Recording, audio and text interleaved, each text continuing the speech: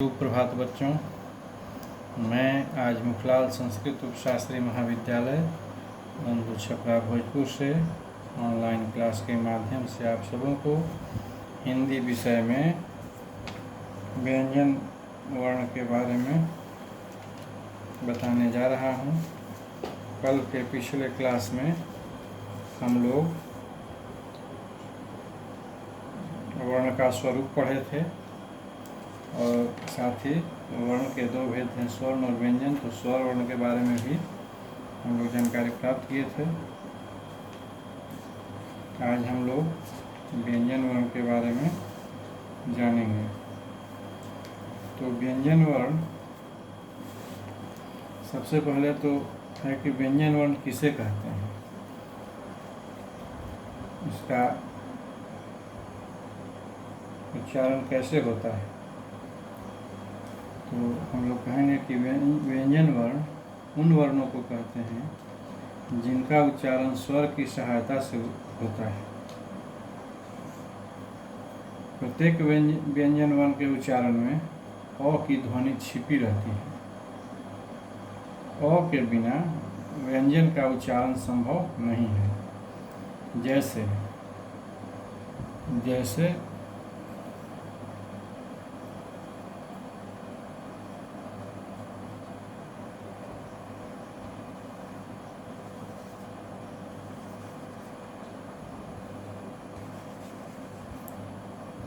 जैसे क नीचे हलंग जोड़ अ मिलाकर होगा क।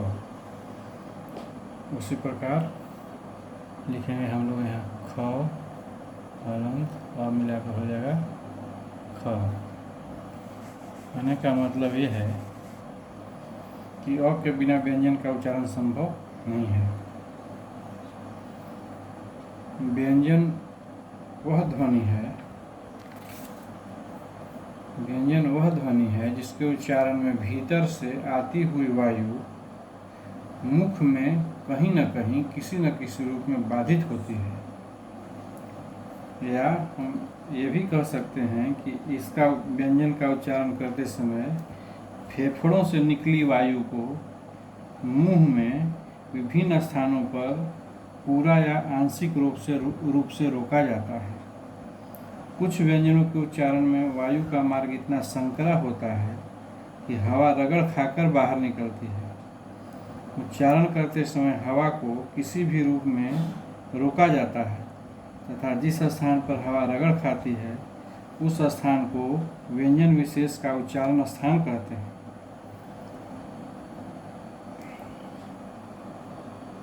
स्वर वर्ण, स्वर तंत्र और व्यंजन वर्ण। व्यंजन वर्ण स्वर पर आधारित है। हिंदी में व्यंजन वर्णों की संख्या वैसे 33 है। 33 जो है व्यंजन वर्णों की संख्या है। और व्यंजन का जो भेद है वह मुख्य तीन भेद है। या कहिए कि इसकी 3 श्रेणियां हैं। कौन कौन है? तो एक है स्पर्श व्यंजन, दूसरा है अंतस्थ व्यंजन, तीसरा है ऊष्म व्यंजन। अब हम लोग देखेंगे कि तब स्पर्श व्यंजन क्या है। पहला है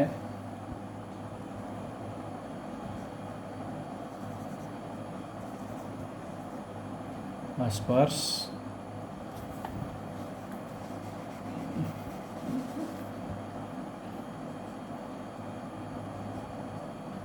पहला है स्पर्श, दूसरा है अंतस्थ,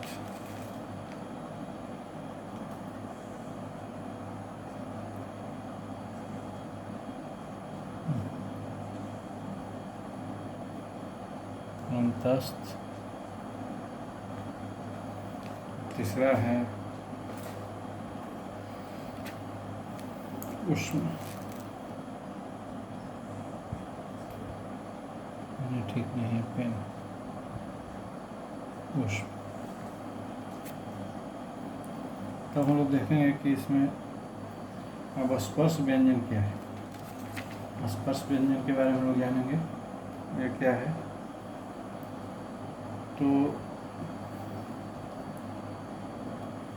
ये कंठ, तालु, मूर्धा, दंत और ओष्ठ स्थानों के स्पर्श से बोले जाते हैं। इसी से इन्हें स्पर्श व्यंजन कहते हैं। इन्हें हम वर्गीय व्यंजन भी कहते हैं, क्योंकि ये उच्चारण स्थान की अलग अलग एकता लिए हुए वर्गों में विभक्त है। इन वर्णों का उच्चारण करते समय जिह्वा जो है मुख के भिन्न भिन्न भागों को स्पर्श करती है। इसके कुल 5 वर्ग हैं। इस 5 व्यंजनों के 5 वर्ग हैं और प्रत्येक वर्ग अपने वर्ग के प्रथम वर्ग के नाम से जाना जाता है। जैसे क वर्ग, क वर्ग में है क ख ग घ अंग, इसका उच्चारण होता है कंठ से। च वर्ग, च छ ज झ ञ, इसका तालु से। ट वर्ग, ट ठ ड ढ ण, इसका मूर्धा से। त वर्ग, त थ द ध न, दंत से। और प वर्ग, प फ ब भ म, ओष्ठ से। ये सब जो है स्पर्श व्यंजन है। अब अंतस्थ व्यंजन क्या है? तो अंतस्थ व्यंजन का उच्चारण करते समय जिह्वा जो है मुंह के किसी भी भाग को स्पर्श नहीं करती। इसका उच्चारण स्वर तथा व्यंजन का मध्यवर्ती सा होता है। अंतस्थ व्यंजन जो है ये 4 है। य, र, ल, व। इसका उच्चारण जीभ, तालु, दांत और ओठों के परस्पर सटाने से होता है, किंतु कहीं भी पूर्ण स्पर्श नहीं होता। अतः ये चारों अंतस्थ व्यंजन या अर्धस्वर कहलाते हैं। अब ऊष्म व्यंजन देखिए, ऊष्म व्यंजन क्या है? तो ऊष्म व्यंजन का उच्चारण करते समय हवा के रगड़ खाने से एक प्रकार की ऊष्मा उत्पन्न होती है, या हम कह सकते हैं कि ऊष्म व्यंजनों का उच्चारण एक प्रकार की रगड़ या घर्षण से उत्पन्न ऊष्म वायु से होता है। ये 4 हैं। कौन कौन है? तालव्य स, मूर्धन्य स, दंत स और ह। ये जो है ऊष्म व्यंजन है। अब इसमें हम लोग आगे चल करके देखेंगे अल्प प्राण और महाप्राण। तो उच्चारण में वायु प्रक्षेप की दृष्टि से व्यंजनों के 2 भेद हैं। पहला है अल्प प्राण और दूसरा है महाप्राण। तो जिनके उच्चारण में श्वास जो है पूरब से अल्प मात्रा में निकले और जिनमें हकार जैसी ध्वनि नहीं होती, उसे अल्प प्राण व्यंजन कहते हैं। प्रत्येक वर्ग का पहला, तीसरा और 5वां वर्ण जो है वह अल्प प्राण व्यंजन है। जैसे क, ग, अंग, पहला, तीसरा, 5वां हुआ। च वर्ग में हुआ च, ज, ञ, पहला, तीसरा, 5वां। ट वर्ग में ट, ड, अण, यही हुआ। वैसे ही त, द, न, प, फ, म। अब अंतस्थ में य, र, ल, व भी अल्प प्राण ही है। अब महाप्राण व्यंजनों के उच्चारण में हकार जैसी ध्वनि विशेष रूप से रहती है और श्वास अधिक मात्रा में निकलती है। प्रत्येक वर्ग का दूसरा और चौथा वर्ण तथा समस्त ऊष्म वर्ण जो है वे सब महाप्राण हैं। जैसे प्रत्येक वर्ग में क वर्ग में कौन कौन? दूसरा, चौथा ख और घ। च वर्ग में छ और झ।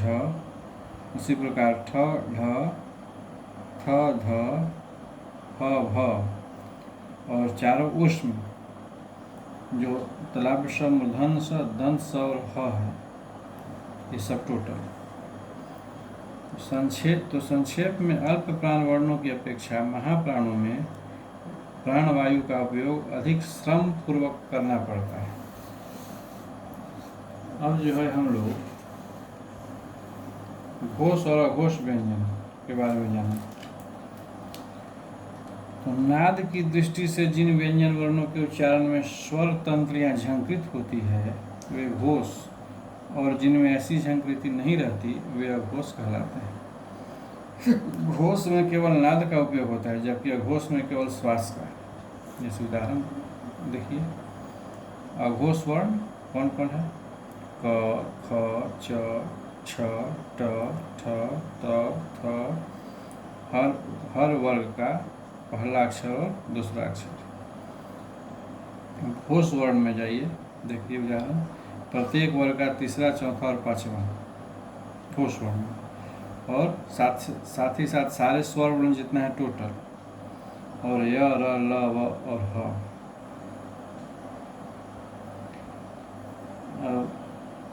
एक होता है हलंत, जैसा हम लोग जानते हैं हलंत,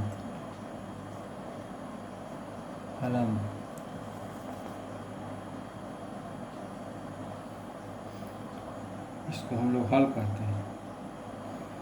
तो व्यंजनों के नीचे जब एक तिरछी रेखा जो ई है, तिरछा रेखा, ऐसे हम लोग तिरछा रेखा ही लगा देंगे वो व्यंजन के नीचे। जैसे क लिख करके क व्यंजन है, अब हम लोग तिरछा रेखा ऐसे ही लगा दिए। हल, जिसको हम लोग हलंत भी कहते हैं, तो तिरछी रेखा अगर लगा दी जाए तब उसे हल कहते हैं। हल, जिसको हलंत भी कुछ लोग बोलते हैं, लेकिन शुद्ध हुआ ही हल। हल लगाने का अर्थ है कि व्यंजन में स्वर वर्ण का बिल्कुल अभाव है या व्यंजन आधा है। जैसे क व्यंजन वर्ण है, इसमें अस्वर वर्ण की ध्वनि छिपी है। यदि हम इस ध्वनि को बिल्कुल अलग कर देना चाहें तो क में हलंत या हल चिन्ह लगाना आवश्यक होगा। ऐसी स्थिति में इसके रूप क,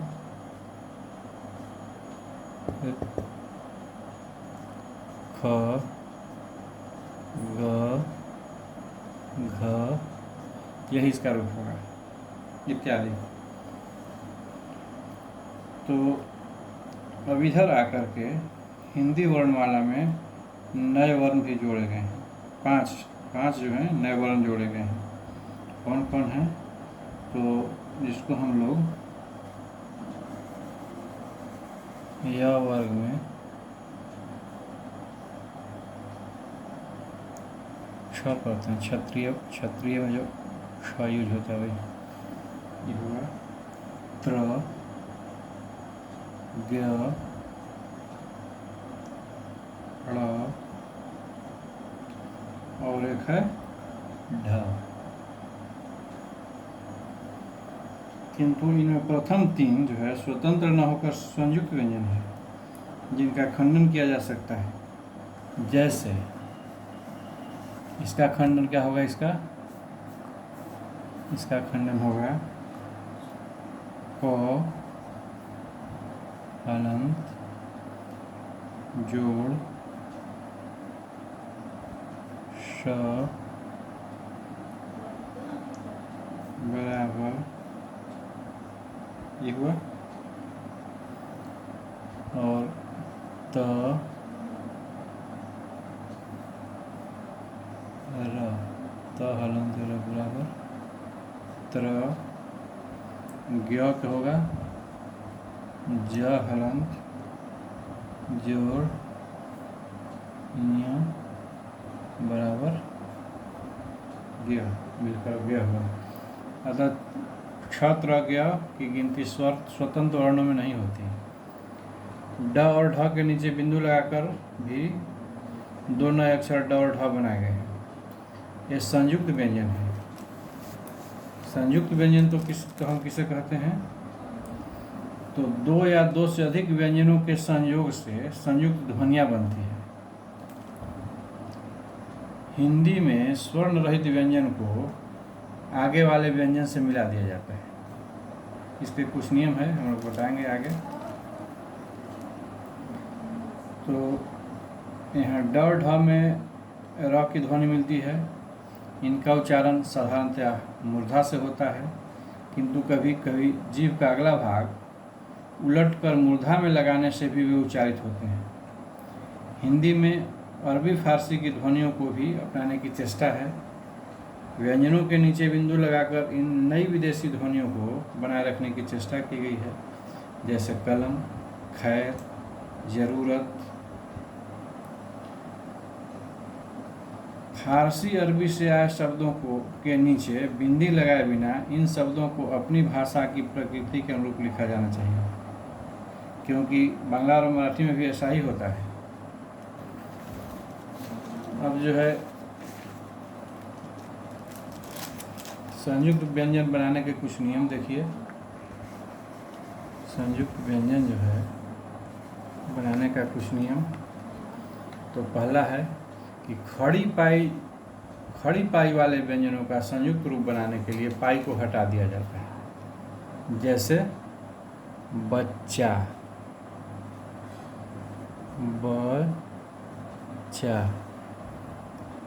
बच्चा का होगा च, जोड़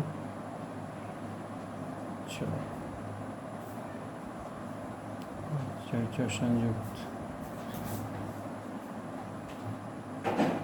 उसी प्रकार सज्जा, फिर प्रख्यात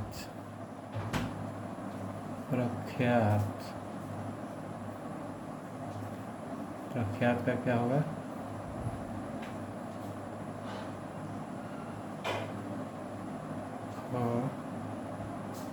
आधा ख जोड़ बराबर संयुक्त ख्या। इसी प्रकार विघ्न में घण, पथ, न्याय, लंब, स्वस्थ इत्यादि। अब दूसरा जो है कि पहला हम लोग जैसे बताए कि खड़ी पाई वाले व्यंजनों का संयुक्त रूप बनाने के लिए पाई को हटा दिया जाता है, उदाहरण बताए।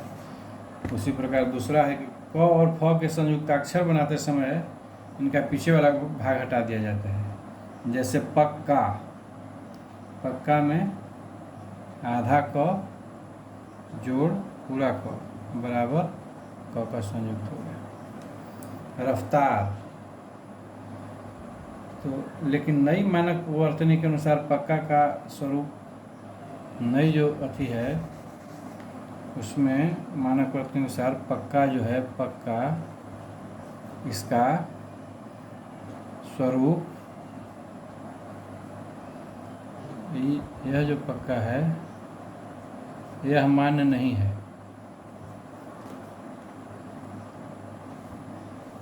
अब अगला देखिए, अगला है कि बिना पाई वाले व्यंजनों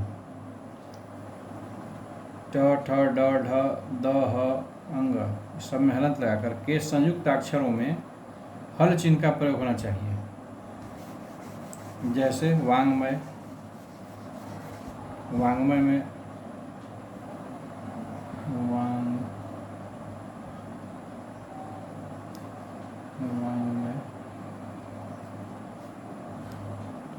में यहाँ पर हलंत होगा।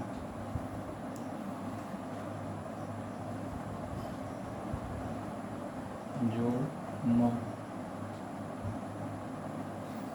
इसी प्रकार पाठ ठय हो जाएगा, विद्या, लट्टू, बूढ़ा, ब्राह्मण। इसी प्रकार अगला हिंदी में र वर्ण के भी अनेक रूप हैं। रि शब्द का प्रयोग केवल संस्कृत के लिए तत्सम शब्दों में ही होता है, अन्यत्र नहीं। इस प्रकार के प्रयोग में विद्यार्थी विशेष रूप से भूल ये कर डालते हैं। इसका निराकरण आपका अभ्यास पर निर्भर करता है। फिर भी कुछ नियम की जानकारी हम लोग आगे प्राप्त करेंगे र के विभिन्न रूप की। आज के क्लास में इतना ही, कल हम लोग इससे आगे पढ़ेंगे। तब तक के लिए आप लोगों को शुभ प्रभात।